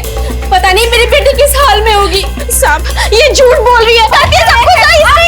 शांत हो जाइए, शांत हो जाइए, शांत हो जाइए। देखिए, इस वक्त आप दोनों एक ही मुश्किल से गुजर रहे हैं। आप दोनों के बच्चे लापता हैं। एक दूसरे पे इल्जाम लगाने से अच्छा होगा एक दूसरे का सहारा बनिए। राजेश, मनीषा, मोहल्ले में ढूंढो इनके बच्चों को, यहीं कहीं होने चाहिए। Okay sir. ये देखो, इन दोनों बच्चों का नाम चिंटू और डिम्पी है। मैंने देखा ही नहीं आसपास। ये नहीं सर, नहीं देखा। बेटा, इंस्पेक्टर ज्वाला प्रसाद कहाँ है? ज्वाला प्रसाद? इस नाम का तो कोई भी इंस्पेक्टर नहीं है यहाँ पर माँ जी। नहीं बेटा है, मैं उन्हें यही कई बार मिली हूँ, इनको पता है। अरे माँ जी, आप माँ जी, इंस्पेक्टर ज्वाला प्रसाद तो कुछ महीने पहले रिटायर हो गए। क्या? अब मैं क्या करूंगी? उन्हीं का सहारा था कि वो मेरी मदद करेंगे। क्या करूं? माँ जी अब शांत हो जाइए, बैठिए प्लीज, बैठिए। क्या हुआ बच्चे, अब रो क्यों रही हैं? राजेश कौन है? सर ये राधिका प्रसाद जी, 7 साल पहले इनका पोता लक्ष्मण कहीं खो गया था, आज तक नहीं मिला। मेरे बुढ़ापे का वही सहारा था। पिछले 7 साल से उसे देखने के लिए आके तरस गई। पता नहीं अब कभी उसे देख पाऊंगी या नहीं। अजय आप चिंता मत कीजिए, हम आपके पोते को ढूंढ निकालेंगे। आप मुझे अपनी बात शुरू से बताइए। लक्ष्मण फरीदाबाद में नौकरी करता था। दादी जी आपके लक्ष्मण का फोन है, नीचे बात कीजिए। ला दे, इसे पकड़। हाँ बेटा लक्ष्मण, कैसा है तू? दादी आप खुदा के देख लो ना कैसा हूं मैं, मुझे आपकी बहुत चिंता होती है। आप इस उम्र में अकेले कैसे रह पाती होगी? इससे तो अच्छा आप मेरे साथ रहो ना। अरे बेटा तेरी कोई बात टाली है जो अब टालूंगी? तो आप अपना सामान बांध लो, मैं टिकट भिजवा रहा हूँ और विजय से कह दूंगा वो आपको फरीदाबाद की ट्रेन में बिठा देगा और मैं यहाँ स्टेशन पे पिक करने आ जाऊंगा। पर वो आया नहीं। मैं 2 घंटे तक स्टेशन पे उसकी राह देखती रही। उसने अपने घर का पता भी दिया था मुझे, पर वहां ताला लगा था। आस पड़ोस वालों को भी नहीं पता कि लक्ष्मण कहाँ गया। इस सबको 7 साल गुजर चुके हैं। हाँ बेटा, अगर मेरा पोता लक्ष्मण जिंदा है तो एक बार उसकी शक्ल दिखा दो, और अगर मर गया तो उसकी। मैं मानता हूं 7 साल एक लंबा अरसा होता है, ये काम इतना आसान नहीं है, लेकिन हमें करना है। लक्ष्मण प्रसाद मिसिंग केस की फाइल निकालो। Okay sir.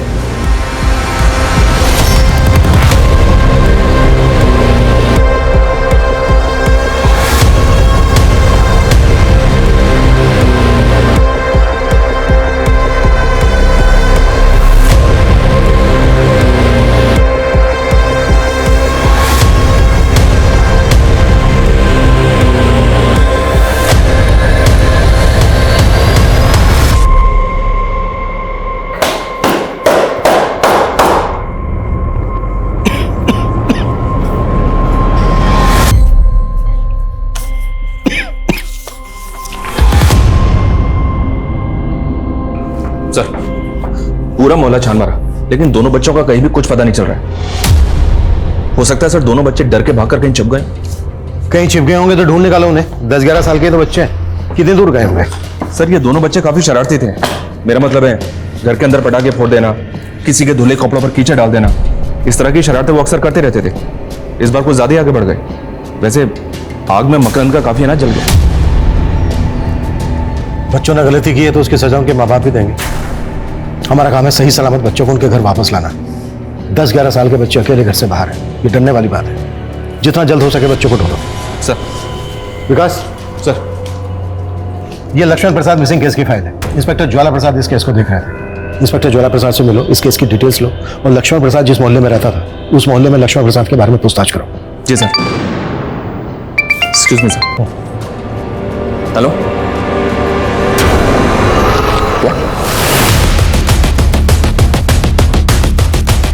साइड आओ, साइड करो। जैन साहब आइए सर, इस सर साइड लो। ये देखिए सर, ये तो डिम्पी है सर। अगर डिम्पी यहाँ पर है तो चिंटू भी यहाँ आसपास ही कहीं होना चाहिए। देखो सर, बच्ची के फटे हुए कपड़े देखकर तो ऐसा लग रहा है कि जैसे किसी ने उसके साथ जबरदस्ती किया। हो सकता है बच्चे गरीबी किया।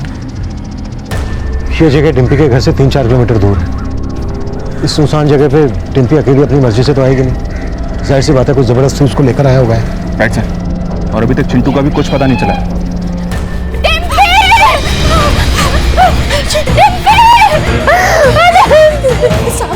साहब मेरा चिंटू का है, मेरे बेटे चिंटू का कुछ पता चला? देखिए हमारी टीम ढूंढ रही है, हम जल्दी ढूंढ।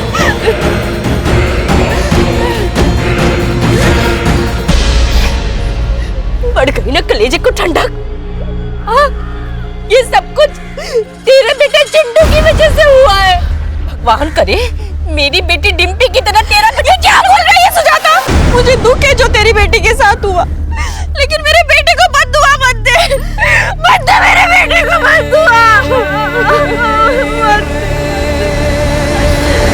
तो डिम्पी के साथ हुई दरिंदगी का चलचित्र किसी को भी विचलित कर देता।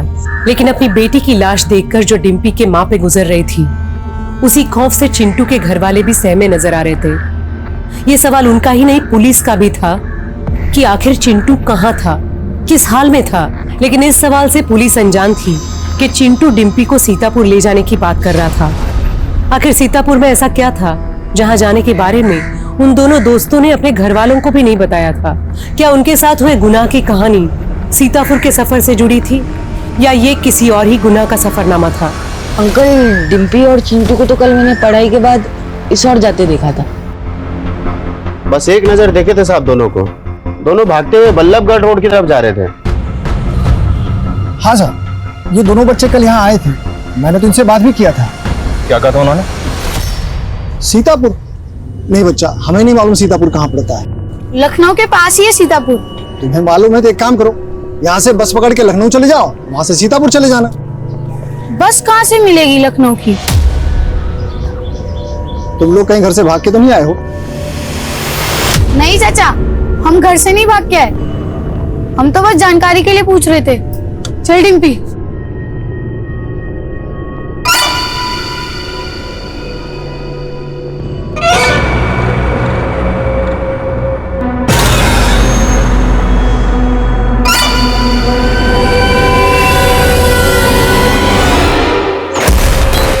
कौन था वो आदमी?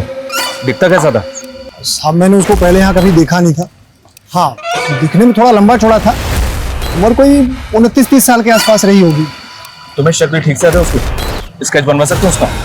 नहीं साहब, मैं उसका चेहरा तो नहीं बनवा सकूंगा। हाँ, लेकिन देखूंगा तो पहचान जाऊंगा। उसकी साहब मैं आवाज भी सुनूंगा ना तो भी पहचान जाऊंगा, क्योंकि वो कुछ कुछ शब्द जो है ठीक से बोल नहीं पाता था। एक कप चाय देना।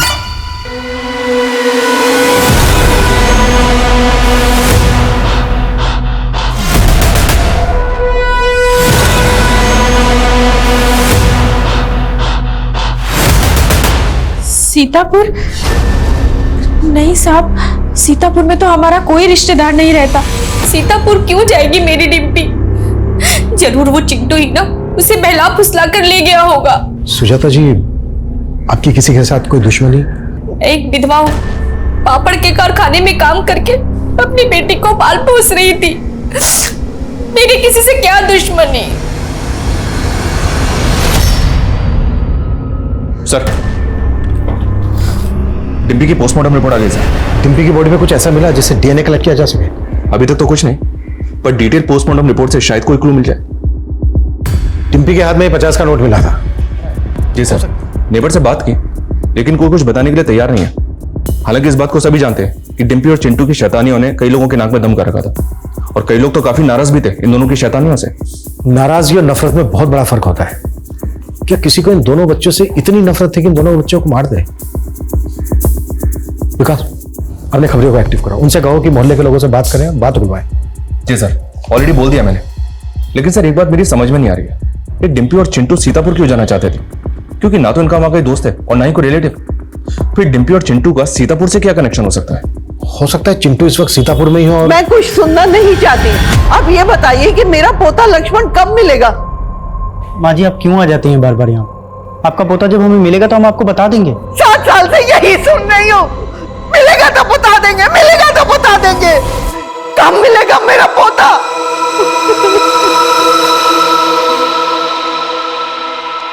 चिंटू को तुम ढूंढ रहे हो, साथ ही हमें लक्ष्मण प्रसाद मिसिंग केस पर भी ध्यान देना होगा। अपने खबरी नेटवर्क को एक्टिव करो, एटलीस्ट इन्वेस्टिगेशन शुरू तो हो। मेरा पोता मासूम सा बच्चा था, वो पता नहीं कहाँ होगा, किस हाल में होगा। ये रे मेरी 3 रानियां, इससे भारी पत्ते हैं तो निकाल, वरना सारा माल मेरा। 3 बादशाह। लक्ष्मण तू फिर से हार गया, तुझे ना अभी खेलना नहीं आता है, तू कच्चा खिलाड़ी है।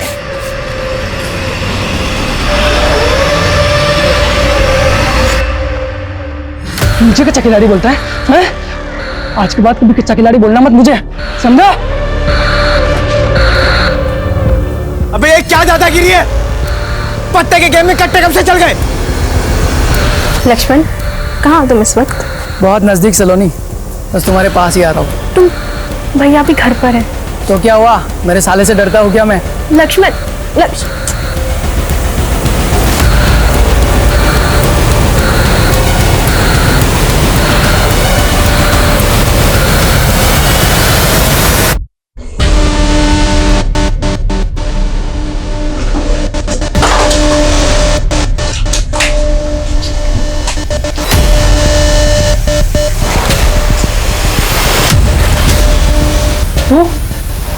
तो सलोनी का भाई है?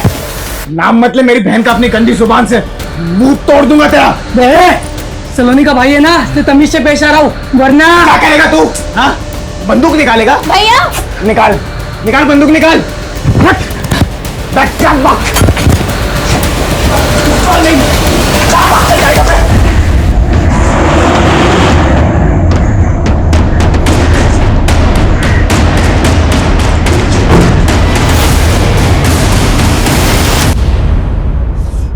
लक्ष्मण प्रसाद साहब, जितना नाम उसका सीधा था उतने ही काम उसके उल्टे थे। एक नंबर का चरसी और जुआरी था। आखिरी बार लक्ष्मण को कब देखा था? इतने साल गुजर गए, अब तो कुछ याद भी नहीं है। बस इतना याद है कि उसने कुछ ना कुछ बड़ा लफड़ा किया था और तब पुलिस भी आई थी उसके बारे में पूछताछ करने के लिए। बस उसके बाद मामला ठंडा पड़ गया और उसके बाद मैंने लक्ष्मण को दोबारा नहीं देखा। सर, उस चाय वाले ने जिस आदमी के बारे में बताया था वो एक सीसीटीवी फुटेज में कैप्चर हुआ। मैंने उस चाय वाले को ये फुटेज दिखाया है, उसने कंफर्म किया है कि वही आदमी है।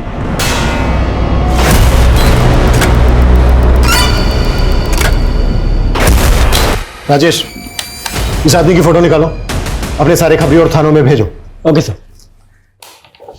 सर, इस लक्ष्मण प्रसाद के बारे में इसकी दादी का जो ओपिनियन था वो हकीकत से बिल्कुल अलग है। इस लक्ष्मण प्रसाद का पुलिस रिकॉर्ड भी है, 3 बार अरेस्ट हो चुका है, कट्टे के दम पर लोगों को डराता था। विकास, आदमी चाहे कैसा भी हो, हमारा फर्ज है ये पता लगाना कि आखिर उसके साथ हुआ क्या। जी सर। अच्छा सर, ये चिंटू के बारे में कुछ पता चला क्या? अभी तक तो नहीं। चिंटू और डिम्पी सीतापुर क्यों जा रहे थे ये उनके पेरेंट्स को भी नहीं पता है। शायद चिंटू के दोस्तों को पता हो सर, क्योंकि दोस्तों के आपस में कई राज होते हैं। एक काम करते हैं सर, चिंटू के दोस्तों को कॉन्फिडेंस में लेते हैं, उनसे बात करते हैं, शायद कुछ पता चले।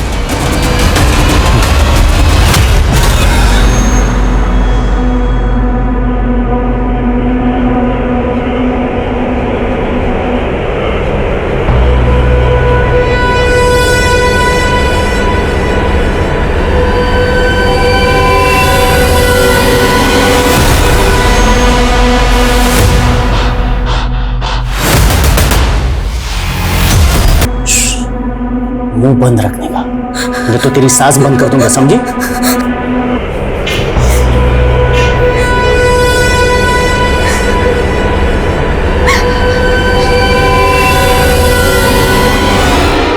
याशी, तुम्हें यूनिकॉर्न के टॉयज पसंद है ना?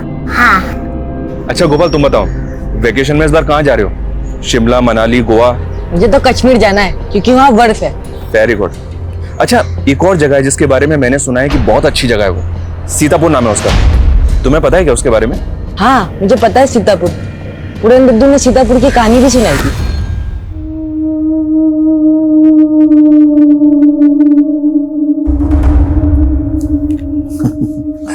बेटा, ये कोई मामूली पत्थर नहीं है, इस पत्थर की भी अपनी एक कहानी है, सच्ची कहानी। सुनोगे? हाँ। चलो बैठो, मैं आपको कहानी सुनाता हूं। सब बच्चों सुनो। एक 2 मुंह वाला राक्षस था। पाताल लोक में उसने बहुत तबाही मचाई। पाताल लोक में तबाही मचाने के बाद वो भूलोक में आया। भूलोक में उसने एक लाल परी को देखा। लाल परी अपने मां बाप की इकलौती लाडली थी। वो राक्षस लाल परी की सुंदरता पर मोहित हो गया और उसे जबरदस्ती अपने साथ ले गया और कैद कर लिया। वो राक्षस लाल परी को बहुत सताता था, मारता था। लाल परी सबसे मदद की गुहार करती थी, लेकिन लाल परी की मदद कौन करता? फिर क्या हुआ दद्दू? अरे फिर क्या होना था? एक रात मैं और मेरा भाई वहां से गुजर रहे थे। हमने लाल परी की आवाज सुनी और उसे छुड़ा दिया। बस तभी लाल परी ने ये अंगूठी हमें इनाम में दी थी। और ये लाल परी का महल कहाँ है? सीतापुर में।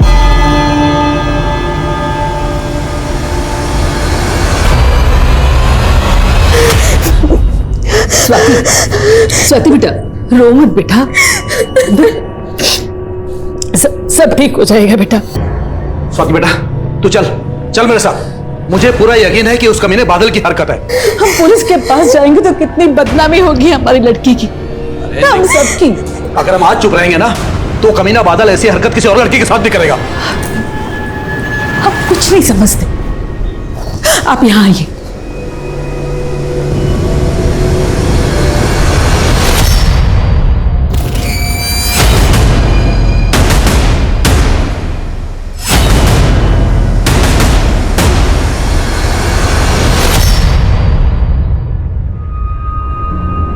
तो स्वाति, उस आदमी ने आपको हमसे बेहोश किया और फिर आपको ऐसे ही जाने दिया।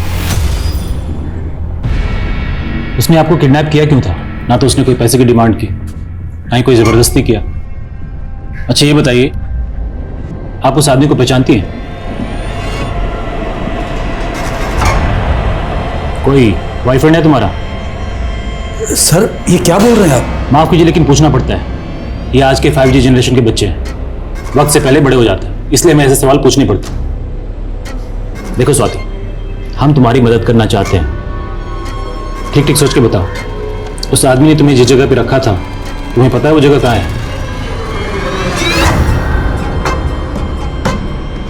ठीक से याद नहीं सर, अगर वो जगह वापस देखूंगी तो पहचान लूंगी। दिनेश, इनको साथ में लेके जाओ। जिस एरिया में इनका किडनैप हुआ था वो सारा एरिया चेक करो, कोई सुराग तो मिलना चाहिए। सर मैं भी जाऊंगी स्वाति के साथ। ठीक है।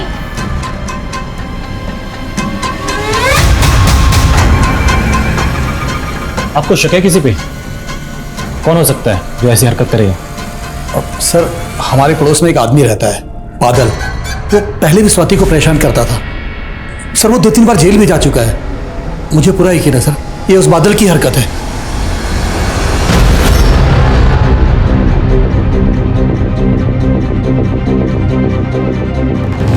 सर इस पूरे दद्दू पे तगड़ा शक है मुझे। गायब होने के दिन भी डिम्पी और चिंटू उसके घर गए थे और उसी दिन से ये पूरन भी गायब है। हो सकता है चिंटू अभी भी पूरन के पास हो, उसे कहीं कैद करके रखा हो उसे। सर चिंटू का पता चल गया।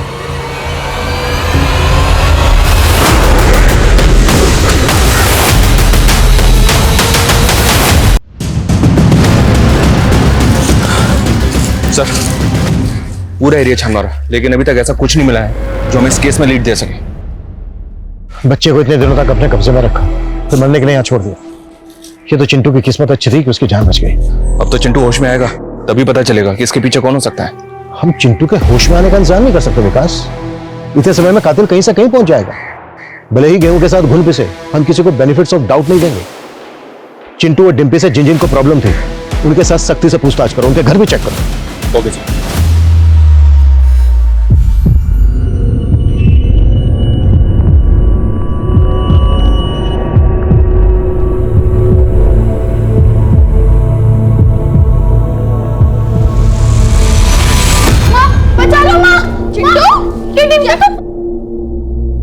पुनीता आंटी देखो, इसने मेरे डॉल के साथ क्या किया। चिंटू क्या किया ये? जाने दे ना पुनीता, कोई बात नहीं। और भाभी इसने मेरी डॉल का नाम भी रखा है। क्या? मूछ परी। मस्त नाम है ना, ऐश परी। आसपास के सभी मोहल्ले के लगभग सारे मकान दिखा चुके हैं हम स्वाति को, मगर अब तक ये बता नहीं पा रही है आखिर इसे रखा कहाँ गया था। सर आप उस बादल को पकड़िए, ये उसी की हरकत है सर। बादल को उठाया हमने, देखते हैं पूछताछ में क्या कुछ उगलता है। वैसे हमें तो शक है आपकी बेटी स्वाति भी कुछ छुपा रही है हमसे।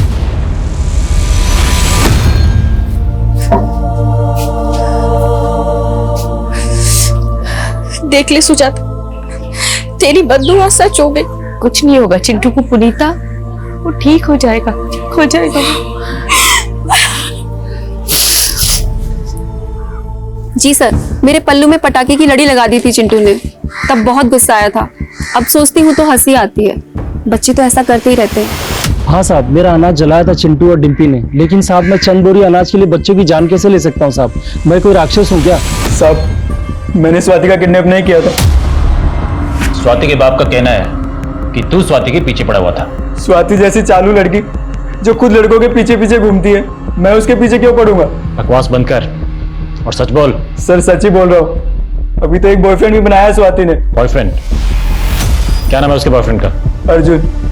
स्वाति के साथ ही उसकी कोचिंग क्लास में पढ़ता है। आपकी बेटी स्वाति के किडनैपिंग का केस सॉल्व हो गया। ये अर्जुन आपकी संस्कारी बेटी स्वाति का बॉयफ्रेंड। जिस दिन ये सो कॉल्ड किडनैपिंग हुई थी, स्वाति अपनी मर्जी से इसके पास थी। अर्जुन तू बता, उस दिन ये आई थी तुमसे मिलने की नहीं? हाँ सर, मिलने तो आई थी उस दिन, लेकिन उसके बाद हमारी लड़ाई हो गई और ये चली गई थी वहां से। सर आप जैसे सोच रहे हैं सर नहीं। स्वाति, सफाई अपने माँ बाप को देना। आप लोगों की वजह से पुलिस का कितना टाइम बर्बाद हुआ है, एहसास है आपको? ये क्या किया तूने स्वाति? हमारी इज्जत का जरा भी ख्याल नहीं आया तुझे? नहीं माँ, ऐसा कुछ नहीं। आप मुझ पे विश्वास कीजिए। पापा आप तो। सर चिंटू को सेक्सुअली असॉल्ट किया गया था और डिम्पी की तरह उसके पास से भी 50 रुपए का नोट मिला। हेलो,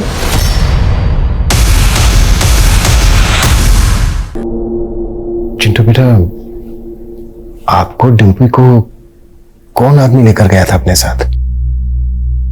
पता नहीं मेरे बच्चे को क्या हुआ है। मैंने इसे पूछने की कोशिश की पर उसने कुछ नहीं बताया। वो कुछ नहीं बोल रहा है। अच्छा बेटा ये बताओ, आप दोनों को आदमी कहाँ लेकर गया था? आपके हाथ में ना एक 50 रुपए का नोट था। बेटा किसने रखा था वो नोट आपके हाथ में?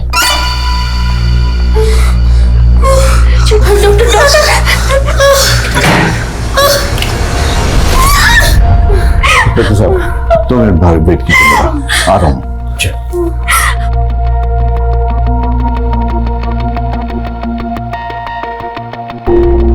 चिंटू को लगातार कई दिनों से सेक्सुअली मोलेस्ट किया गया है, जिसकी वजह से उसके प्राइवेट पार्ट्स में बहुत से जख्म हैं। शरीर के ये जख्म एक बार फिर भी भर जाएंगे, लेकिन उसके दिल और दिमाग पे जो चोट लगी है उसको भरने में काफी वक्त लगेगा।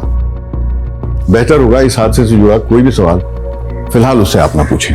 उससे इस केस में आपको फायदा हो ना हो, लेकिन उसके मेंटल हेल्थ को नुकसान जरूर हो सकता है और शायद वो नुकसान परमानेंट भी हो सकता है।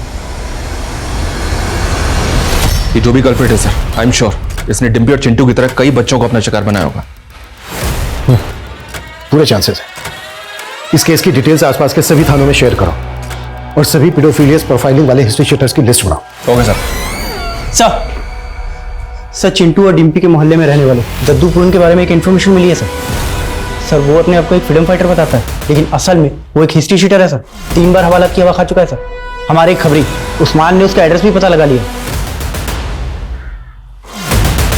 मैं जानता था सर, जब पुलिस डिम्पी और चिंटू की पूछताछ करेगी तो मेरा अतीत जरूर सामने आएगा, इसलिए साहब मैं डर कर भाग गया था। ज्यादा नाटक मत कर। चिंटू और डिम्पी के दिमाग में सीतापुर जाने की बात तो नहीं डाली थी।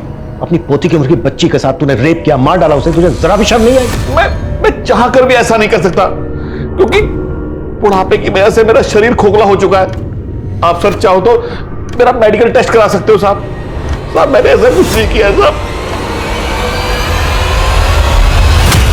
स्वाति की आप बीती मानो एक खेल बन के रह गई थी।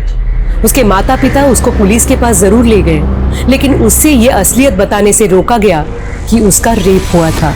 एक संवेदनशील स्थिति को इतनी संवेदनहीनता से डील किया गया कि उस बच्ची का अस्तित्व ही बिखर के रह गया और गैर जिम्मेदाराना पुलिसिंग ने उस बच्ची को वो यातना दी जिसके चलते अक्सर रेप विक्टिम कानूनी रास्ता अपनाने से डरते हैं। फिर स्वाति तो सिर्फ 13-14 साल की थी, जिसे अपने माता पिता का सहयोग भी नहीं मिला था।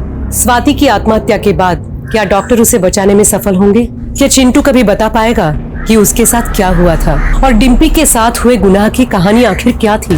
सर पूरन की लिबिडो रिपोर्ट आ चुकी है। रिपोर्ट के मुताबिक पूरन रेप कर ही नहीं सकता।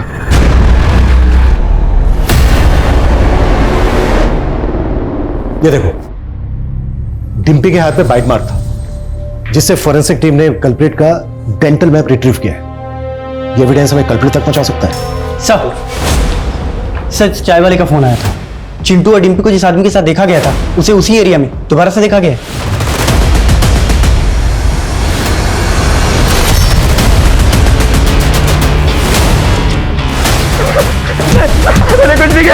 कुछ नहीं किया मैंने, सर कुछ नहीं किया। मैंने उस लड़के चिंटू के हाथ में 500 के नोट देखे थे, बस वो पैसों के लालच में मैं उनके पीछे पीछे चला गया था। सुनो बेटा, मेरे पास 2000 का नोट है, एक नोट संभालना आसान रहेगा। तुम मुझे 4 नोट 500 के दे दो, मैं तुम्हें 2000 का दे देता हूँ। नहीं अंकल, इसकी कोई जरूरत नहीं है, मुझे इतने पैसे संभालने की आदत है। बस मैंने तो पैसे हटने की कोशिश की थी, और जब उसने पैसे नहीं दिए तो मैं वहां से निकल लिया।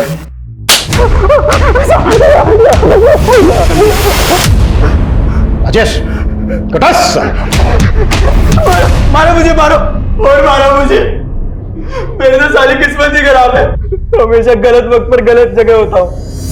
और मेरे साथ पहली बार नहीं हुआ, पहले भी पुलिस वालों ने झूठे इल्जाम में गिरफ्तार किया था, उधर से छूटा तो यहाँ आकर फंस गया। इस बादल की बात का ज्यादा भरोसा नहीं कर सकते सर। हाल ही में बादल को स्वाति नाम की एक लड़की को अगवा करने के जुर्म में अरेस्ट किया गया था, और इस केस को जो ऑफिसर हैंडल कर रहा था उसने इस केस को रफा दफा करने की कोशिश की थी, और इसी बीच स्वाति ने सुसाइड अटेम्प्ट किया। फिर क्या हुआ? सुसाइड अटेम्प्ट करने की वजह से मामला मीडिया में गर्मा गया। अभी इस केस की नए सिरे से जांच चल रही है, और सर उस केस में ये बादल मेन सस्पेक्ट था। हमें स्वाति का केस स्टडी करना होगा। अगर दोनों केसेस में कुछ भी कॉमन है तो हम एक साथ 2 केस सॉल्व कर लेंगे। पता करो स्वाति की बॉडी पे बाइट मार्क्स थे क्या? अगर थे तो डेंटल इम्प्रिंट लिखवाओ। Okay sir.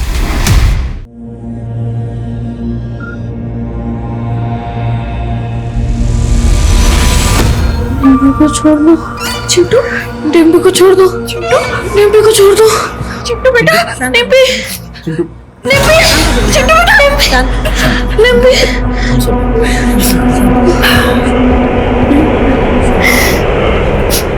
चेतन जी,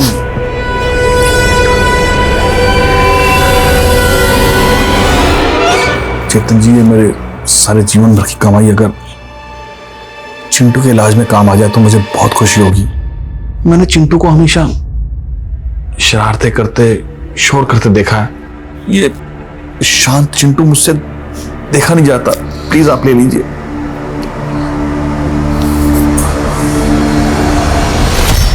राधिका जी, आपका पोता लक्ष्मण गलत संगत में पड़ गया था। किसी झगड़े में वो किसी के पैसे नहीं लौटा पा रहा था, शायद उसी से बचने के लिए वो अंडरग्राउंड हो गया।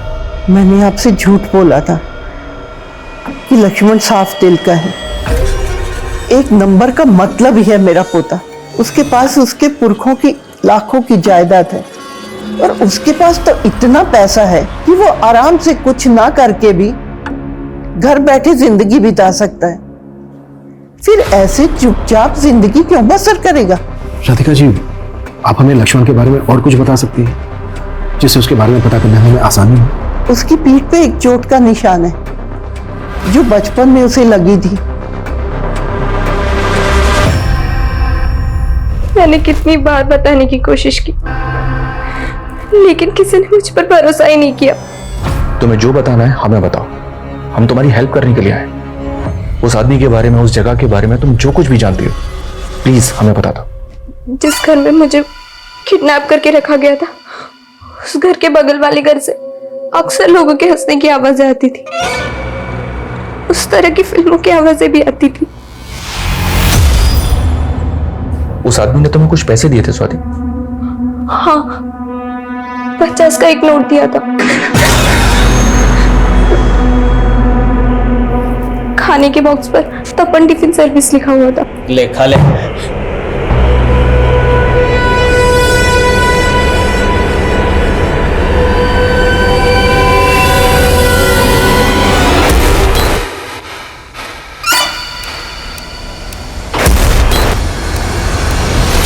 अरे साहब, हमारी टिफिन सर्विस से रोज 800 टिफिन डिलीवर होते हैं। अब हमें क्या पता उनमें से खूनी कौन है? तो हम पता लगाएंगे। तुम्हारे जितने भी कस्टमर्स हैं ना, सबकी डिटेल्स हमें दो तुरंत, वरना तुम अगला टिफिन लॉकअप में खाओगे। ठीक है साहब। सर, पूरी एरिया का पिछले 7 साल का क्राइम डेटा स्कैन किया। मोलेस्टेशन के 200 केस रिपोर्ट हुए हैं, जिनमें 30 मर्डर शामिल है, और 50 से भी ज्यादा विक्टिम आज भी मिसिंग है। ये सारे तो रिपोर्टेड केसेस हैं, ऐसे और भी बहुत से केसेस होंगे जो रिपोर्ट ही नहीं हुए। लेकिन इस सबका तपन टिफिन सर्विस से क्या कनेक्शन हो सकता है? क्योंकि सर इन सभी जगहों पर जहां मोलेस्टेशन हुआ है, वहां पर ये तपन टिफिन सर्विस ही डिलीवरी करता है। जहां जहां पर तपन टिफिन की डिलीवरी होती है, उन सारे एरियाज पर नजर रखो। जरूरत पड़े तो सारे कस्टमर्स का प्रोफाइल निकालो। आई थिंक हम सही ट्रैक पर जा रहे हैं। जितने भी डिलीवरी बॉय हैं, सबकी डिटेल्स निकालो। इससे पहले कि अपराधी किसी और बच्चे को अपना शिकार बनाए, हमें उसे रोकना होगा। Okay sir.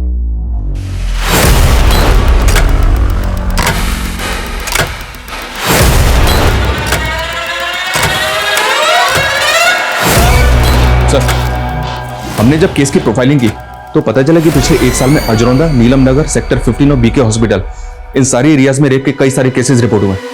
एक डिलीवरी बॉय को जब मैंने पैसे दिए तब उसने इन्फॉर्मेशन दी। मेरी बहन सेक्टर 15 में रहती है। सेक्टर 15 में? जी सर। तो उस एरिया में तुम डिलीवरी करते हो? नहीं, वहाँ भी गिरिंदर ही डिलीवरी करता है। बीके हॉस्पिटल और नीलम नगर भी उसी के एरिया में आता है सर। और इन सारे एरियाज में एक ही आदमी डिलीवरी करता है सर, गिरिंदर। उसका पता मिल गया हमें? उठाता है साले को। मूव। ये झूठ है साहब, मैंने किसी का रेप नहीं किया, ना ही किसी को मारा है। आप ऐसे ही फंसा रहे हो मेरे को। फंस तो तू पहले ही चुका है। तेरे डेंटिस्ट से हमने तेरा डेंटल रिकॉर्ड भी निकाला। टिम्पी के हाथ पे जो बाइट मार्क था वो भी मैच हो गया। तो भी हम ये अच्छी तरह से साबित कर सकते हैं कि मासूम बच्चों को अपनी हवस का शिकार बनाने वाला वो दैत्य तू ही है। तेरे लिए बेहतर यही होगा कि कबूल कर ले, नहीं तो तेरे सारे दांत तोड़। बताता हूं।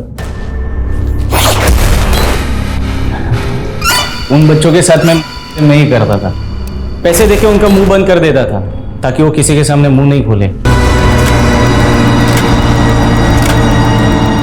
तूने उनको उठाया कैसे? अरे बच्चों, कहाँ बस अड्डे पे जाना है? किस लिए? लखनऊ की बस पकड़ के वहाँ से सीतापुर जाना है। प्लीज लेके चलो ना।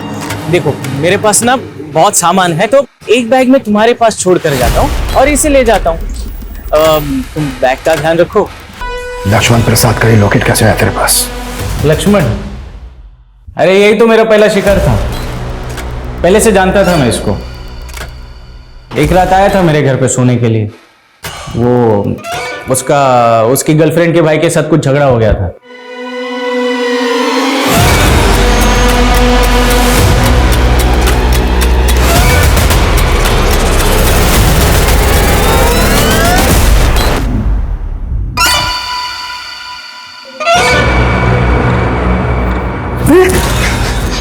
साले क्या कर रहा है? देख, मूड बन गया, बिगाड़ मत।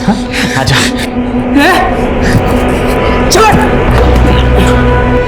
ये लक्ष्मण वाले कांड के बाद समझ में आया कि असली मत बड़े लड़कों के साथ में नहीं है। अब तक कितने बच्चों के साथ किया ये सब? कुछ याद नहीं, मतलब कभी गिना ही नहीं। फिर भी 100 बच्चों के साथ किया होगा। हाँ, अब 50-55 को मैंने ऐसे ही जाने दिया करके। 20-25 को मारना पड़ा और रोने लग गए थे, चिल्लाने लगे थे ना, इसीलिए। राजेश, इसकी चीख मुझे मेरे केबिन तक सुनाई देनी चाहिए। साले को।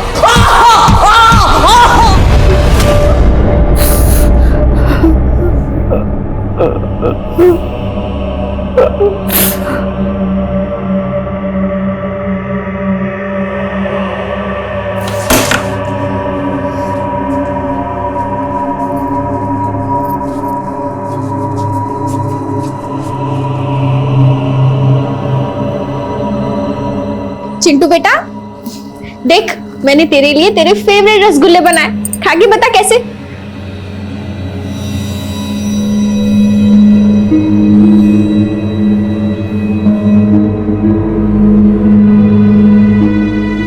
गिरिंद्र की गिरफ्तारी के बाद ऐसे ऐसे गुनाहों के पिटारे खुले जिन्हें पिछले 7 सालों में ठंडे बस्ते में डाल दिया गया था। और गिरिंद्र के कई विक्टिम्स तो ऐसे थे जिन्होंने पुलिस कंप्लेंट भी नहीं दर्ज करवाई थी। और इतनी बड़ी तादाद में ऐसे हीनियस क्राइम करने वाले गिरिंद्र को अपने किए का रत्ती भर भी पछतावा नहीं था। अदालत ने इसे rarest of the rare case मानते हुए गिरिंद्र को फांसी की सजा सुनाई है। ये केस हमें गिरिंद्र जैसे अपराधियों से सतर्क रहने का सबक भी देता है, क्योंकि हमें अक्सर पता ही नहीं चलता कि हमारे आसपास कब ऐसे अपराधी किसी मासूम को घात पहुंचाने की ताक में होते हैं। हमें अपने बच्चों को इस तरह शिक्षित करना होगा कि वो गुड टच और बैड टच का फर्क समझ पाएं। हमें उन्हें वो माहौल देना होगा जहां वो हमसे खुल के अपनी परेशानियां बांट सके। अब मैं सोनाली कुलकर्णी आपसे विदा लेती हूँ। फिर होगी मुलाकात एक नए और चौंका देने वाले केस के साथ। देखते रहिए क्राइम पेट्रोल सतर्क। जय हिंद। इस तरह के और भी एपिसोड देखने के लिए हमारे चैनल को सब्सक्राइब करें और बेल आइकन दबाना ना भूलें।